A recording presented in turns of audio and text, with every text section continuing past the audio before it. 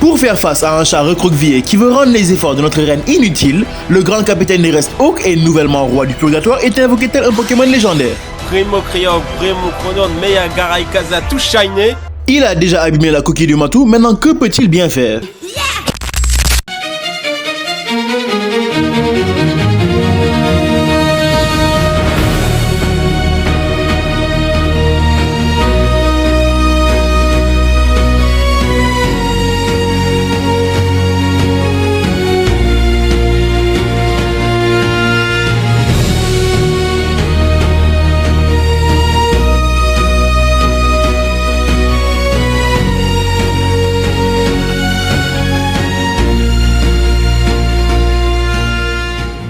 La page de couverture nous rappelle les prémices de nos aventures avec le trio de base, ceux avec qui nous avons fait la découverte des 7 péchés capitaux. Ah, que de nostalgie. C'était la bonne époque. L'arrivée de Hawk va permettre d'alléger le poids qui pèse sur les épaules de nos héros. Malheureusement, le peu de tension qui existait va s'envoler. Mais ce n'est pas si grave que ça, parce qu'en contrepartie, il te donne le sourire avec Hawk qui reste coincé dans le portail. C'est simple et efficace, pas le plus drôle non plus, faut pas exagérer, mais ça reste plaisant de voir un vieil ami qui reste lui-même malgré les années passées. Kat, lui, n'a jamais entendu parler du roi du purgatoire, mais peut-être qu'il a déjà entendu parler du roi des restes. Tout le monde est content de le voir. Après, c'est difficile de le rater avec la taille de Maman Hawk. Sentant le vent tourner, Kat ne cherche plus à s'en prendre aux Seven Deadly Sins, mais à tout Britannia. Alors, pendant qu'il charge son attaque, Hawk se rend compte qu'il a déjà passé 1 minute dans ce monde. Ce qui signifie que de l'autre côté, le roi du purgatoire a déjà disparu pendant 1 an. Il ne perd pas de temps et expédie une attaque surpuissante qui laisse Kat sur place. Un cadeau pour ses amis qui ne vont pas laisser passer cette chance. Le capitaine des restes retourne donc à son royaume, mais avant de disparaître, il demande à Diodora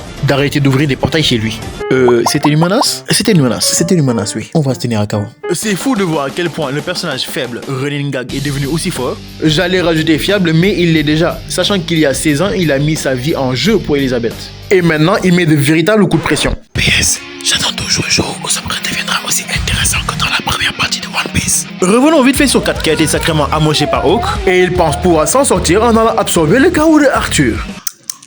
C'est très mal connaître Diane qui lui laisse aucune chance de fuite. Elle fait déferler une vague de terre qui s'abat sur lui, et à partir de ce moment, chacun des Seven l'enchaîne avec leurs plus puissantes attaques. Certes, Kat est immortel avec le chaos en lui. Cependant, il finit par ressentir quelque chose que tout être vivant a déjà ressenti au moins une fois. Quelle que soit la force, quelle que soit la résistance, la peur est une émotion fondamentale à laquelle on ne peut échapper. À force de se faire détruire par de véritables monstres, cette peur ne peut qu'être que multipliée. Kat est réduit en poussière. Peut-être que cette immortalité touche à sa fin avec ses émotions. Personnellement, je n'en suis pas si sûr, mais le titre du chapitre me donne tort. Un semblant de paix arrive du côté de Britannia, mais même chez les monstres qui ont fait tomber le chat monstrueux, un sentiment de perte peut se faire ressentir.